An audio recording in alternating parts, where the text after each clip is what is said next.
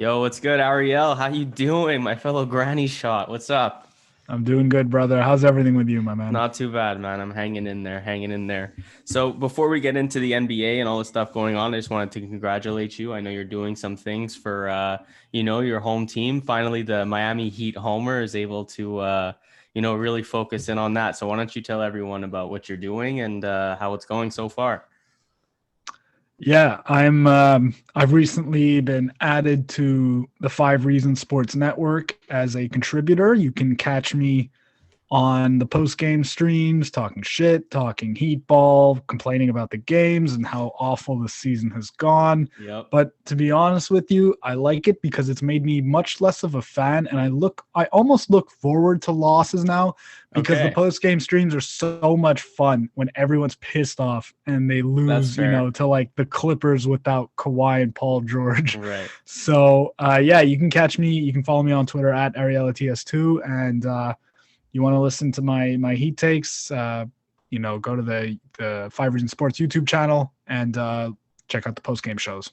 Yeah, definitely. Everyone should definitely check it out. So I did tune into an episode and I saw that you said the Heat were going to go 5-2 on this little stint. And how's it going for them right now?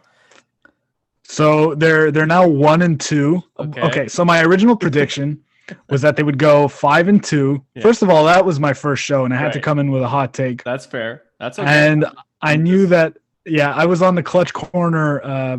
Clutch Corner is a show on Five Reasons Sports. It's the host is the guy is Adam Barai. He's known as Clutch on Twitter, Okay. and that's his show. And that show has kind of like a negative lean. They kind of all follow him.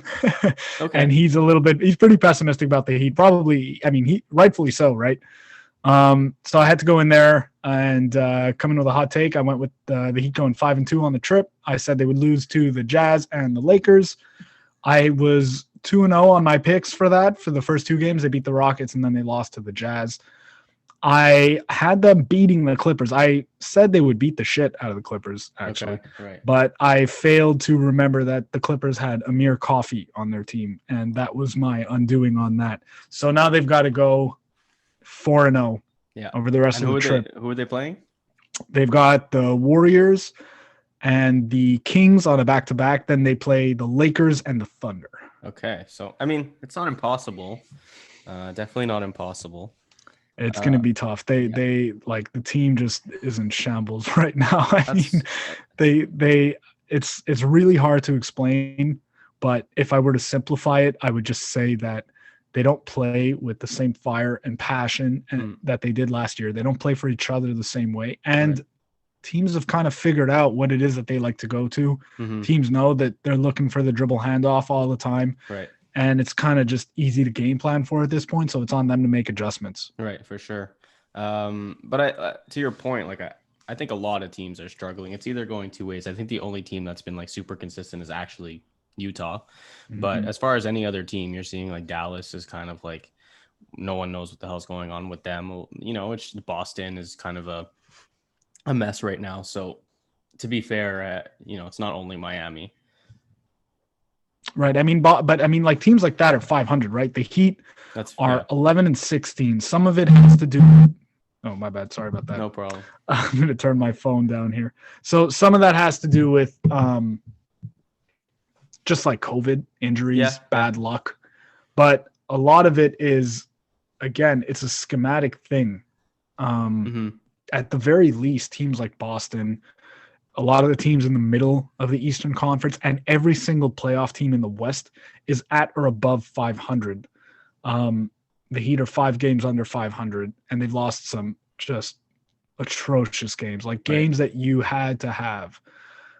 So it's hard to explain. I think they need to move. I think a shakeup is coming. Yeah, I think they're going to have to make a trade. I think a shakeup is coming, absolutely. And but you're right, though, in saying that, it's kind of been a weird year. Yep. Where, like I had mentioned, if you look at the Eastern Conference, for example, all of those teams outside of, I think, the top 4 teams, like 5 through 15 in the conference, and more importantly, 5 through 8 or 9 in the conference, because those are the playoff teams. Right. They're all at 500 or below 500. Nobody's more than like a game over 500. Right. Like you had said, Boston's 14-13 or something like that, which, I mean, the quality of that team, we expect it to be substantially higher than that. For sure. So, yeah, it's a little bit hard to explain. It's been a very, very weird year.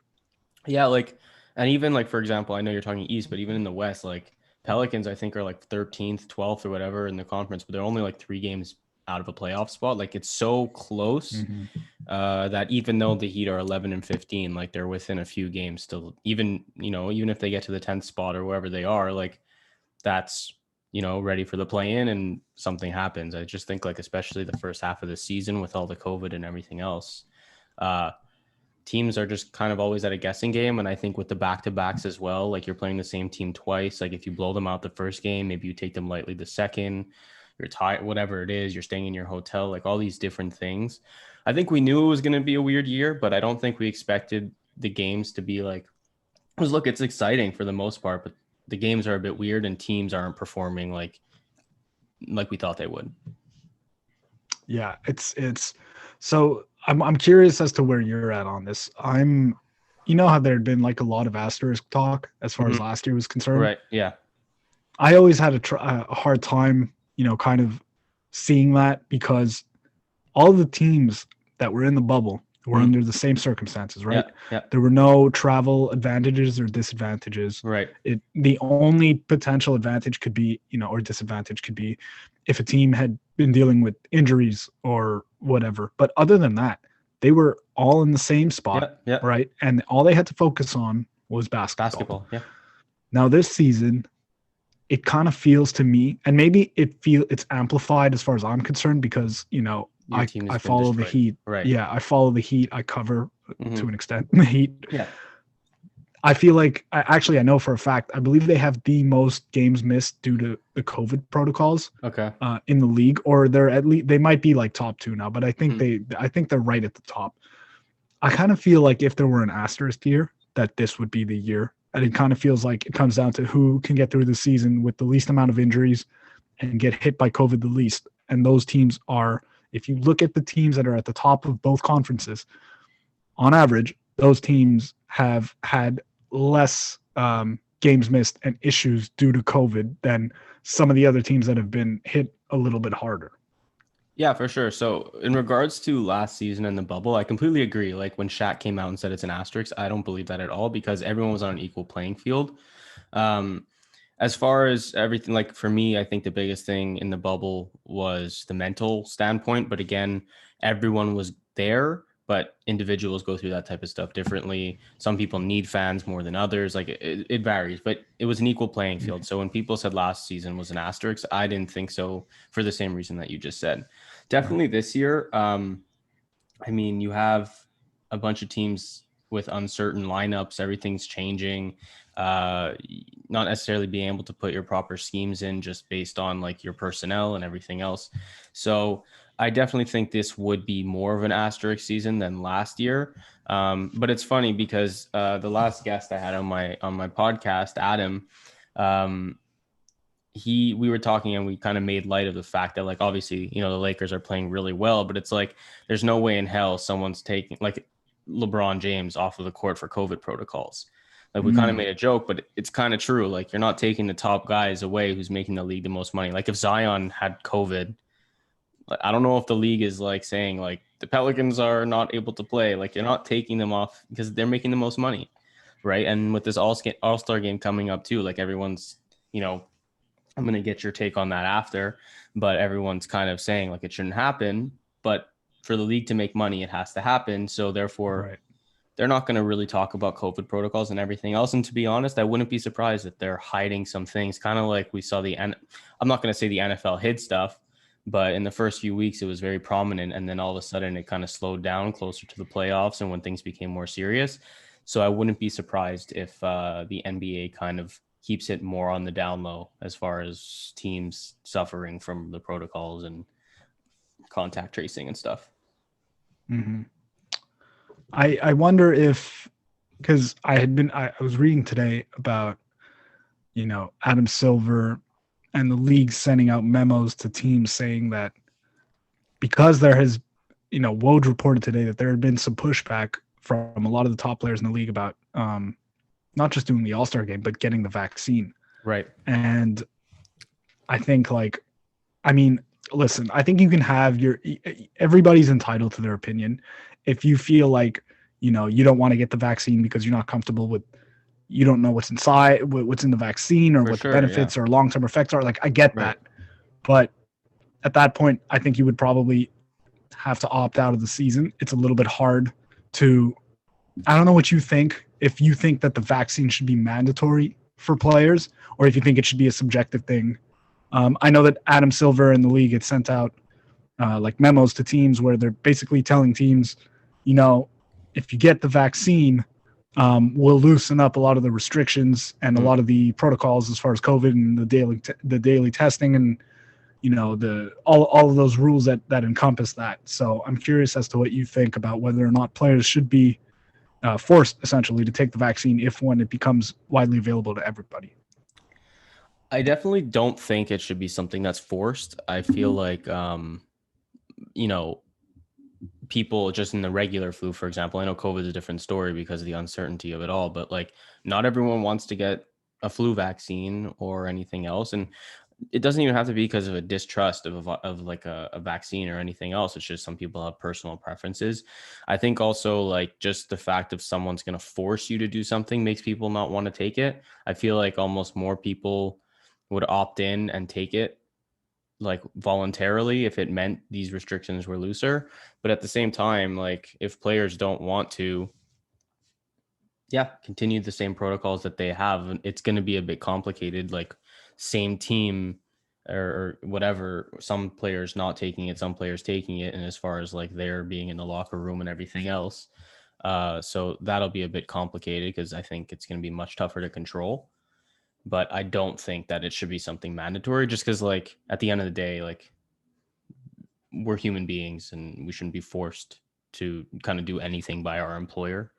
Like there's, rights and freedoms and stuff like that. So it's a good point. I think I agree with you, to be honest. I don't really have much more to add on that subject, but I think I'm with you. You should be able to do what you want. Yeah, I think a lot of players would. The only thing is like from what I've heard, and like I'm not a medical person in the slightest, but like the side effects of it, like you really feel like the virus, and like some players are going to feel super sick and miss games because they took the vaccine or whatever. So I don't know how it's kind of going to happen. Do you think that the All-Star game should happen? Look, it's tough. I do personally, I do think it should happen.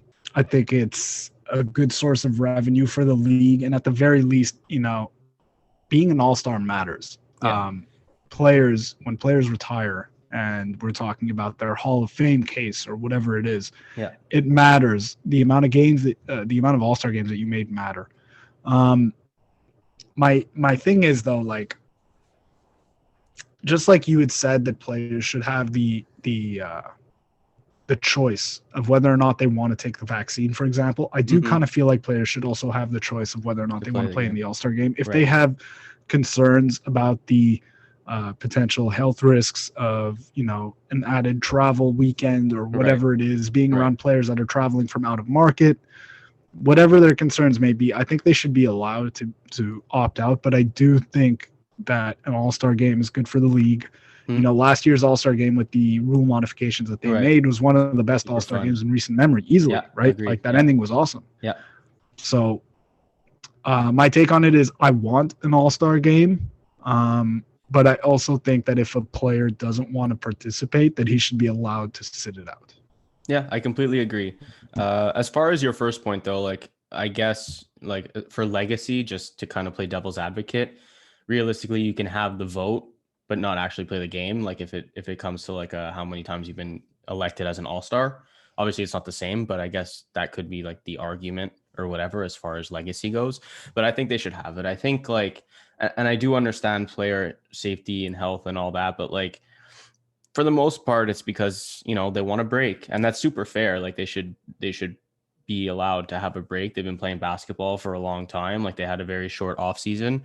They had 4 months off, like at the beginning of COVID or whatever, but it's different. Like they had a really shortened off season. So they're basically playing like 9 months of basketball straight almost. So I can understand that, but like players want to be paid their full salary. Like they don't want to have any cuts or anything else. Like they should easily, you know, they should allow for this. Like that's how they're going to make more money.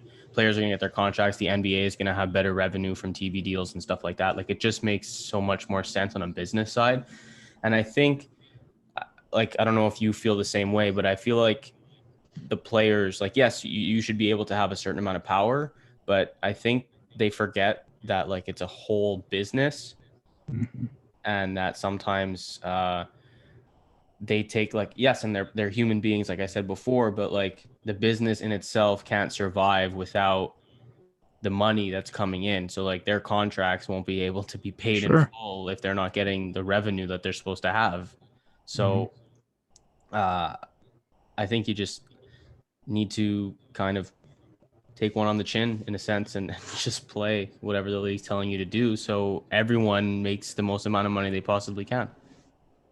I'm with you. Speaking of All-Star, I don't know if you were planning on doing this, but I'm curious as to who you have in the East. Let's start with the East.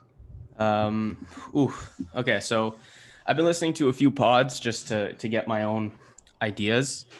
You're obviously gonna have KD, Giannis. Who am I missing? I don't know if Ben Simmons is gonna be a starter. We're talking starters now. Yeah, go front court and then guards. Okay, so 3 front court, 2 guards. So I definitely think, well, KD's considered, I guess, front court. I think it's gonna be Embiid, Giannis, KD. Yeah. Bradley Beal, and I don't necessarily want to give it to him, but I have a feeling it's going to be James Harden or Kyrie, one of the two. They're both killing it this year. All of them are having like 50, 40, 90 seasons pretty much. So it's kind of boring, but I actually have the same. I mean, I was kind of hoping you'd go. I was kind of hoping you'd go Kyrie for the other guard spot in these. I'll say Kyrie, okay, good, because I prefer it. Good. Okay, good. Because I was gonna go Giannis, KD, JoJo, Bradley Beal, and James Harden. Yeah. I don't think the 5 is no, but it's not. You can't dispute that. They're all just destroying it this year. Well, is there anybody else that you feel like has an argument to be in there?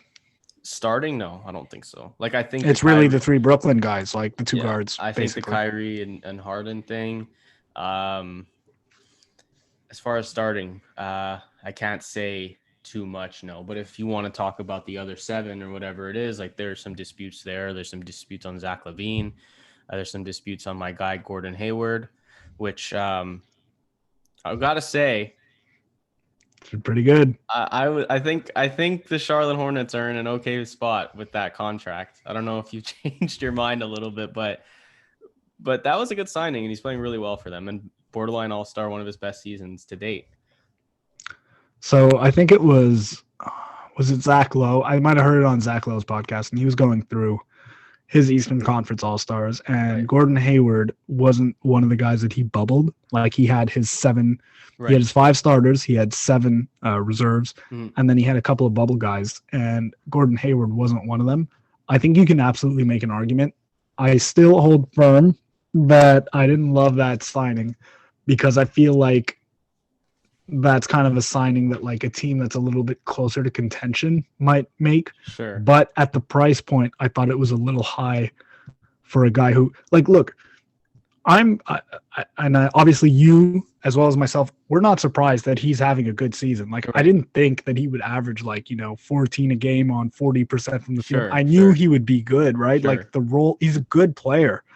I just don't feel like I want to tie max money into that guy, especially if I have a young team that's a ways away from contention. Sure. So like, no, I don't know. I still don't love the signing personally. I get it, but I think just with the money that was being thrown out, like it was maybe didn't make the most sense, but I mean, they're the division leaders right now. Are they? Are they first in the Southeast? That is so sad, man. Yeah. We're the Heat are down bad, man. That's atrocious. Yeah, I'm just happy it's not Atlanta, to be quite honest with you. They've been a little bit of a disappointment. A little bit. I thought they'd be a little better. But we knew what the defensive woes, and quite honestly, like, look, Trey is a great scorer, great passer, but defensively he's not very good. And like, I don't think he's like. It sounds bad to say because, like, look, man, these guys are amazing at what they do. Like, there's no contesting to that. But like, the winning aspect of them, like Trey is another guy where, and even like, I feel like the younger guys, and you can correct me if you feel like I'm wrong, but I feel like when they come in the league and how much the players kind of get the attention and like the kind of entitlement and whatever else, they feel like they deserve more than maybe they do in their first, second, third years. And like, Trey Young is a third-year guy, whatever he is, and like he in himself, he believes like, he should be like top, shit, and he's very good, but he hasn't done much in the league. And to me, I don't think he really has like the winning type thing. I think he's very focused on him and his stats.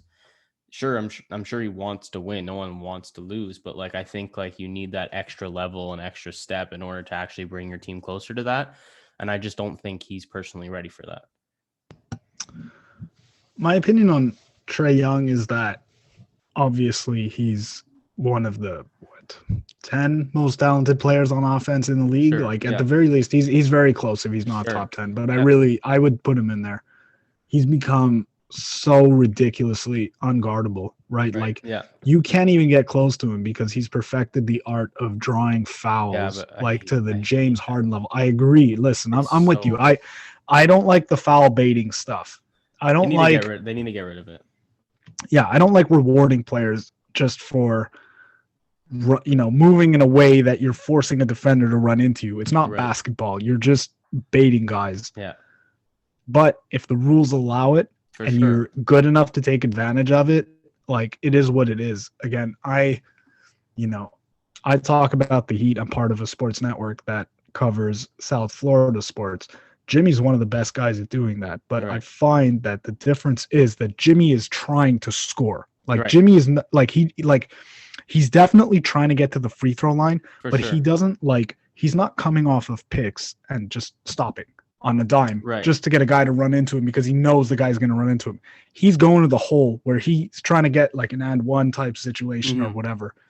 That I think deserves to be rewarded, but I don't I'm not the biggest Trey Young guy, to be honest with you. If you're fully jumping out of your position and creating a situation where you're falling all over the place and you're tossing up the shot or whatever else because the ref is going to call the shooting foul, then it shouldn't be rewarded. Like, for example, like you said, I fully agree with a guy like Jimmy Butler. Like, I don't mind if you're manipulating your body in ways where you're driving to the basket, you're putting your shoulder down a little bit, someone kind of hacks you and whatever, you throw it, like if you're there. But like the way Trey does it is like he's jumping sideways, forwards, backwards, like just play basketball. If you get fouled, you get fouled. If you put your defender in a position where he has to foul you, that's one thing. But if it's if you're actively looking to draw fouls that genuinely don't affect the game in terms of like this guy was gonna foul me or whatever it is, then it feels disingenuous. It takes away from what the game is supposed to be, or at least feels like it's supposed to be. For sure. I feel like the reffing has gone super soft, and like they changed that rule with Harden when he used to hook guys when he would go for layups and throw it up as to a non-shooting foul. And I think they need to do that with this type of stuff, because even like you see Luka doing it, like when I was growing up and like I was watching basketball, like I was always told, like if you make a pump fake and you jump forward into a player who's contesting the shot, you're creating that contact. No, I learned it wasn't. Not on you. It's a foul. If you maybe I misunderstood you. Right, it should be a foul on the offensive player. If the offensive player is jumping into the defensive player. Sure. Like if I jump straight up or whatever, and the guy is like jumping 2 feet forward into me, that shouldn't be a foul. No, it shouldn't. You're allowed. You're entitled to your space. But they're making it so you're not anymore. Like they're allowing players to jump into you on all angles to create the contact. Mm-hmm. Like I can understand, like I said before, ducking your shoulder a little bit or whatever, that type of stuff. But like when you're like really putting yourself out of position and then just chucking up a shot, I just hate seeing guys rewarded for it. And I think it needs, like all over the league, I don't care who they are, best players, not best players. Like, it doesn't matter. I think the league needs to be a bit tougher on that. Like, you see LeBron's flop against Memphis the other night. It was. I saw the travel. I don't know about the. Dude. So he was. I forget. I think it was Dylan Brooks and I forget who else. They were boxing out, and like like LeBron's a big guy, so there's two guys on his side, and like they kind of just like he kind of just moved his arm a little bit, and LeBron did his whole like type of like jumping backwards or whatever. The head and they called the foul. Eventually, he got a warning for it and whatever. But like you need to see that type of stuff. I think they need to start finding players again for flopping, especially when it's like egregious like that. It's like it just looks so bad. It looks so bad. I agree with you. So, do you think that I don't know if you saw this. I hope you did. Do you think that Jimmy should have been fined for when he? I think it was in the Wizards game, and he went down and he was acting like he got mugged. Oh, okay, yeah. And then he did the peek. He looked around to see if the refs were looking. Right. Oh, they're not looking. Let me go back to. Oh, I'm in so much pain. The guy mugged me. Give him a flagrant. Right. I don't know if you saw that. I did see it. Like, as far as like if they want to joke around with it or whatever, like I feel like there should be maybe like an aspect of like comedicness in it, like some comedy. He did get hit a little bit, but like. Yeah, he was really dicking around. He was like, so like around. If you're gonna mess around with it, like I feel like the ref should be able to like judge. Like even I think Redick yesterday against Memphis, I forget, he was setting a screen for Zion. The guy, obviously taller, tried to get around it, and like he kind of like swung his arm and like hit him in the back of the head with like not even the elbow portion, but just like your tricep. And Redick kind of like held his head, fell down, whatever. He was on the floor for like 5 seconds. And in the timeout, he's looking like he's perfectly fine. I just like, dude, it might hurt a little bit, but like, get up. Like, just get up. I don't understand. Like, you're like 34, grown man. Like, I don't know. You made a good point before where you said that, the refs have to stop rewarding that kind of behavior. Once they do, you'll see that go away from the game. But as long as the refs are calling it, guys are going to keep doing that kind of stuff. Right. And I think that comes into the whole, like, again, like player entitlement thing. Like, I'm going to quickly touch on it just because the whole Draymond thing and the players getting traded. And I just feel like players feel like they can get away with anything now. And like they have the most control. I was actually talking to Scott about this on the phone the other day. And like we were getting like not heated, but I was kind of just like, dude, like, at the end of the day, it's a multi-billion-dollar business, right? And like teams should be able to protect their assets. So like with the whole Draymond thing, talking about players getting traded and, some players like the mental health side of things. And definitely like, I feel like mental health should be taken into consideration. If you look at the Kyrie situation, for example, and Draymond mentioned that, he mentioned James Harden as well, just the few players. Like, obviously, if Cleveland's looking to shop Andre Drummond, like it's in their best interest to not let him get injured. Like, it just makes the most sense, not only for the team, but also for Andre Drummond, because the team is looking to move you. If you get injured, you're stuck on a team that doesn't want you. Right. A not great team. They're outperforming what I think most people thought the Cavs would do, but you're looking to get a buyout from Brooklyn, for example. Like, if I were him, I'd want to be healthy to potentially go to Brooklyn or a better situation rather than stay on Cleveland. And then he talked about like, James Harden, like how James demanded a trade and like people hated on him and whatever.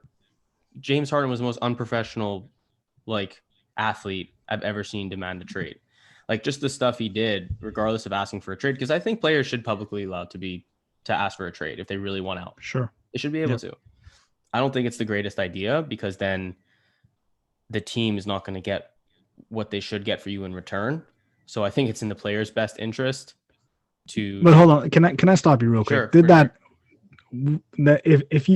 So what did the Rockets get in return for James Harden? Because I feel like they got a hell of a return. I don't know how much he really diminished his trade value. Right. And for sure. But that's also because the Rockets had him under contract for another 3 years. So this is what I got. This is what me and Scott were talking about, where he's like, James Harden had all the say. And I was like, sure, James Harden had a say. But at the end of the day, if the Rockets really felt like it, not in the Rockets' best interest to keep a guy who doesn't want to play for them. Mm-hmm. He's under contract for 3 more years. They could have made him miserable. They could have kept him there. So At the end of the day, I feel like, the first little bit of him acting the way he did definitely didn't help. And then when he kind of cooled down a little bit, then it was like, okay, we can, talk trades and whatever. So as far as the James Harden thing is concerned, I'm not advocating for a lot of the antics that he displayed, for sure. Mm-hmm. But to your point, he had 3 years left on his deal, right? Yeah. And so in a situation like that, the only way for him to really force his way out is to try to kind of, maybe depress his value, which I don't think is what happened, but it's at the very least, the best method for him to get out of there is for him to kind of make that situation as miserable as possible. Because when you have 3 years left on your deal, the team has all of the leverage. They don't have to trade you. It's not Andre Drummond where he's an expiring contract. Right, exactly. So I'm not saying like that I love the way that he handled it, but I can at the very least just kind of understand where it came from. For sure. I think the biggest issue I had with it, and I touched on it a bit on one of my episodes, was just like kind of the breaking of the rules of the league at the moment for the pandemic. It didn't help. Yeah. The trade value thing, again, as much as you're trying to force your way out, I think there's a certain way to do it. Like, I feel like Anthony Davis, as much as like New Orleans didn't love it, like he didn't really do anything horrible. Like he wasn't so bad, and like he didn't really act up, I would say, like for example, like James Harden did. But like it's only in his best interest to keep his trade value up and not risk lowering a trade value, because it makes it harder for the team to trade you. Right. You can also make an argument that it does make sense for him to lower his trade value, because then the team that he wants to go to has to trade less to get him, thus leaving more on the team and making the team better than it would have been if they had to give up more to trade for him. Right. But the existing team is going to make it more difficult. Right. And I also don't think that that's necessary. Yeah. I don't really think that that's necessarily something that players consider. Like, I don't think Anthony Davis is thinking, well, the more I depress my trade value, the better the Lakers will be when I get traded there. So that's better for me. Like, I don't really think that that's something he considers, but it's not a 1-for-1 parallel situation, because when Anthony Davis got traded, I believe he was expiring the next summer, right? He got traded in the summer and he was up for extension. He was going to be a free agent the next year. Right. So it's a little bit different, because New Orleans kind of had to trade him. Right. And if they don't trade him, he leaves for nothing. Right. The James Harden situation is a little bit exceptional. It's kind of, I don't really know if we've seen one quite like that. Like even the Kawhi Leonard thing, it was more that he had a massive dispute with the Spurs, as opposed to like he just didn't want to be there. Mm-hmm. Actually, the more I talk about it, it's kind of similar. Kawhi because it was pretty bad. Right. It had his relationship with the front office and the coaching and whatever else had soured quite a bit, which I think is kind of similar to what happened with James Harden, right? Like as soon as Mike D'Antoni left, he had essentially lost all trust in the organization, because that was his guy, as well as Daryl Morey when he left as well. Like those two guys leaving had kind of been the last straw for them. For sure. And he seemed to not really want to have to drop 40 every night and be the guy to carry the team. For sure. And, not really have enough juice out around him to get to the finals and really compete for a championship. So I do think it's an exceptional situation, because he had 3 years left on his deal. We haven't really seen that before. True. And look, I can understand that. And I get the, not wanting to be there. And again, I think the only thing I agreed with what Draymond was saying is that, teams are allowed to leak that they're shopping a player, but players can't say, I'd prefer to play somewhere else, or their agents aren't allowed. Like you're not, publicly, they're not allowed. And I think players should be able to do that if they're unhappy. I feel like a player should say, look, I'm not loving the situation here. Things need to change. Like if they don't, like I don't want to play here. But they can. I mean, they'll get fined or whatever. That's what I'm saying. Team, but you shouldn't be able to find them it, because the teams are doing it. Like it's not leaks. Like when the news comes out from Woj or Shams, like it's the team execs and everything else that are telling them what's going on. Because like or the player circle, the guys around the player. But it's coming out, and the teams are allowed. They don't get fined for saying. They only get fined, obviously, for tampering, which happens all the time. I mean, they don't get fined because you can't trace it back to them when Woj reports it. That's the difference. Sure. So, but the leak, is coming from front offices most usually, of the time. Yeah. So a player should be able to leak that he doesn't want to stay there. Like but they do. Players do that all the time. Yes, but they get fined for it. Right. You want it public. I just don't think they should get fined for it. I think it's dumb. Like, let the players, tell the world that they're not happy and whatever. That's it. I actually agree with you. I'm not disagreeing at all. I'm with you on that. So, and then the whole, like, he talked also about the Kyrie situation and mental health or whatever. And, like, I don't know how you feel about the situation. I feel like, sure, if you feel like you need some personal days, you should speak to people in like a proper manner and go to your, GM, anything else, your coach, and say, look, like, things aren't really going like really well for me right now. Like, I need some time for myself, but like in a professional manner.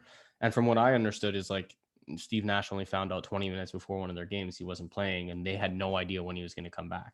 And that is the thing I don't like about it. Yeah. It's kind of a tough situation. I tend to I don't really want to, I don't know if I want to say judge, but I don't really want to offer criticism based on how somebody handles the situation when they're dealing with whatever demons or whatever it is that's going on in his head. But I do agree with you that, like, Steve Nash and the Nets organization was put in a compromising position for sure when they don't know that one of their star players just isn't going to play for whatever reason. So yeah, that's true. It's kind of a hard topic for me to personally say, like, I think he should have done this or I think they should have done that. But it's unfortunate. Mental health and, depression and anxiety and all of these, these hindrances to people can absolutely affect them. And it's kind of hard to judge somebody and tell them how, not judge them, but like tell them you should act this way, you should do this, because it's hard to know what's going on in someone's head. I get it, but like I just think of it from an outside perspective of, like, if you work for a company and you have a boss to answer to, which technically they do, like, that stuff doesn't really fly in everyday life. But I understand it. And, like, again, I don't judge, like, I want Kyrie to be happy mentally. I think it's tough. Like, people struggle, and, like, I don't wish that upon anybody. But I just, like, again,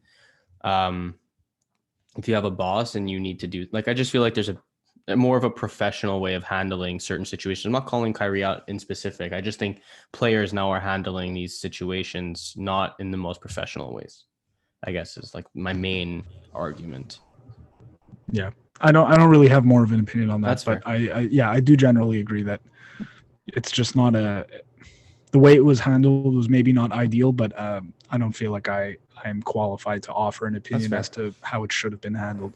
That's fair. On a more light note, I want to quickly touch on the best team in the league right now, the Utah Jazz. What do you think is going on with them? Like, what are they doing that you're seeing is like they're just so consistent on both ends? Mike Conley has been the biggest swing factor for them, right? He's back to, he might be better. All-star. Borderline all-star. Yeah, like he's having one of the best seasons of his career. Yeah. And he's doing it on a team that looks like they might be legit.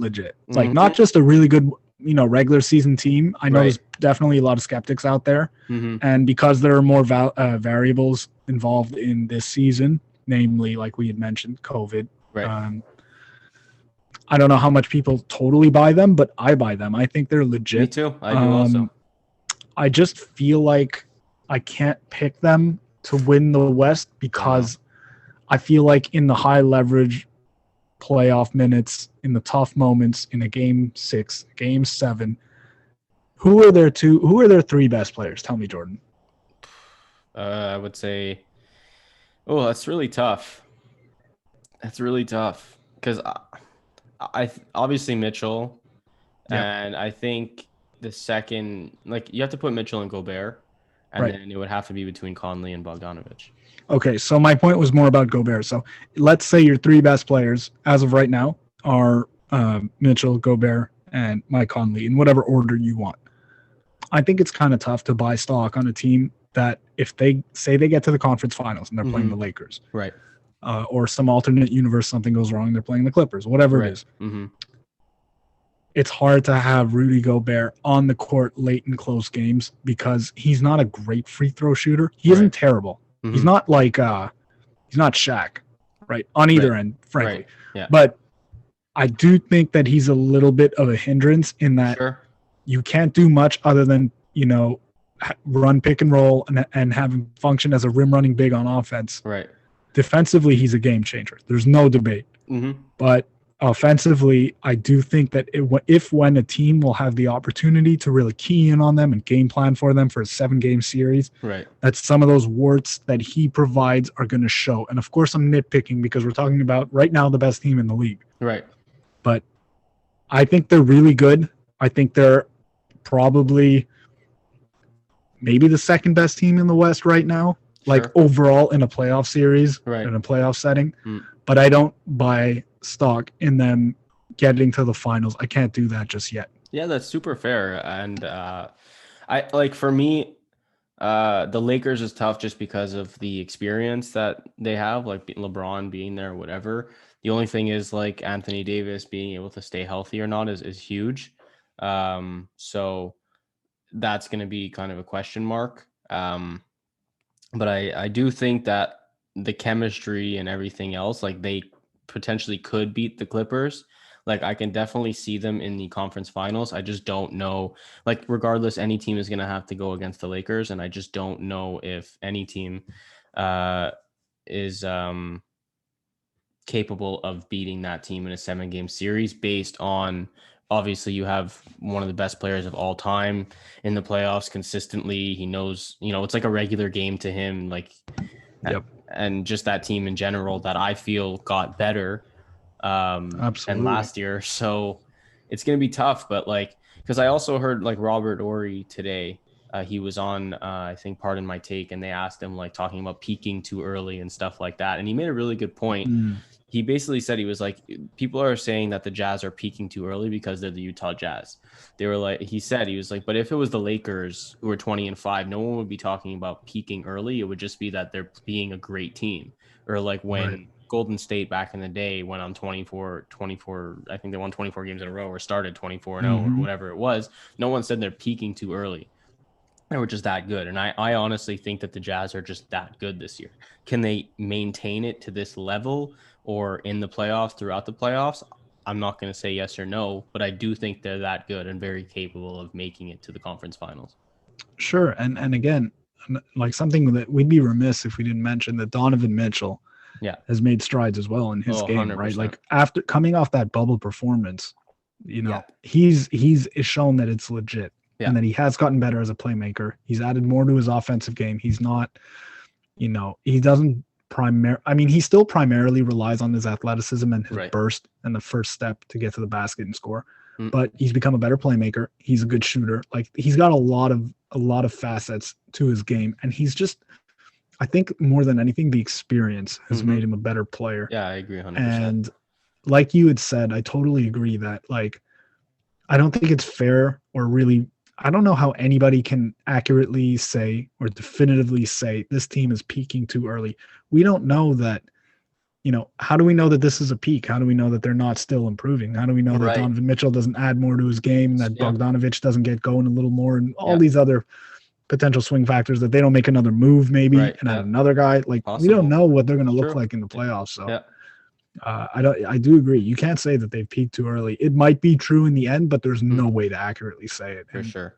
Just take it for what it is. And right now they're the best team in the league. Yeah, agreed. So tomorrow, quickly, Lakers versus Brooklyn, potential finals matchup. Do you see that being the finals matchup? And who do you think would take it? I think the Lakers would absolutely clobber them. Okay. I have not yet bought stock in the Brooklyn Nets. Very fair. At least the way they are right now. Dude, defensively, they're so poor. Like, it's rough. And, you'll win a lot of regular season games with an insane offense, especially an offense that has guys at that level that can score at will against any matchup, and you can't double anybody. But I don't know. Like, can you name me the last time a team won a championship that didn't have a top 10 defense? No, you need both. It's been a very long time. Yeah, and especially it's been a very long time. One of the worst defenses of all time. So that's right. But they're looking to get a buyout guy, which like maybe they do get Andre Drummond. Very possible. I don't think Andre Drummond fixes their problems. He might help them over the course of a game, but down the stretch, which is really when games are won. The rebounding and everything else. I just feel like you're not going to do it with DeAndre Jordan. Sure. But he's kind of like a souped up version of DeAndre Jordan to me. I think that he's got a lot of the same warts. He doesn't have a very varied offensive package. Right. You can't, he's a terrible, terrible free throw shooter. Yeah, it's true. And he can't shoot like he tries, which is maybe a bad thing. I don't know. Yeah, he can't shoot at all. And so, like, if you're in a close game in a series, in a game 6 or 7 against the Bucks or the Sixers or whoever, the Celtics, if they figure things out, right? I don't know if you can play him down the stretch. And so then it kind of doesn't even matter that he's on your roster because you're not going to be able to get stops down the stretch of a game. So I'm not in on the Nets yet. I kind of need to see what the roster looks like going into the playoffs. Obviously, they have tremendous offensive talent that nobody can match, but I'm not there yet. Okay, so your championship matchup, and then I'll let you go. Oh, it's tough. I'm gonna go Boston adds a couple of guys, whether through trade or buyout. Wow. I don't know, one or both. Okay. They add a couple guys. Maybe they add somebody to help fortify the bench. And then hopefully Marcus Smart, Kemba Walker, those guys get and remain healthy and step up. And so I'll go Celtics and Lakers, with the Lakers winning in I'll give them 6 games. Might be less. I don't know. But again, I just don't really buy I can't buy a lot of stock. I feel like I keep saying that. I can't buy a lot of stock in a lot of the teams out east because I don't feel like I have a hard time seeing Philly getting to the finals. Yeah, I think they could do it. I originally said Brooklyn, but I think Philly matches up best with them. So they do match up better with the Lakers than the other top teams in the East. They could do it, but I don't know. Look, Embiid's on another level. He looks unbelievable. Yeah. I feel like Ben Simmons is kind of the same player that he was in 2016, so that's a little bit of a drawback. It's close. I don't know. We can have a debate about that another time for sure, but I don't know. I'm not all in on the Sixers yet. No, super fair. They would be my second team though. Okay. Like if I had to pick another team. Very fair. All right, well, bro, I really appreciate you joining me. Everyone listening, just check out Ariel in the post-game, pre-game shows on 5 Reasons Sports, Clutch Corner, and all that. Dude, I really appreciate it. Really happy for you being able to do all the stuff you're doing and continue to grind, bro. Absolutely, brother. I really appreciate you having me on. Thank you very much. No problem, man. I'll see you soon. Take care, man.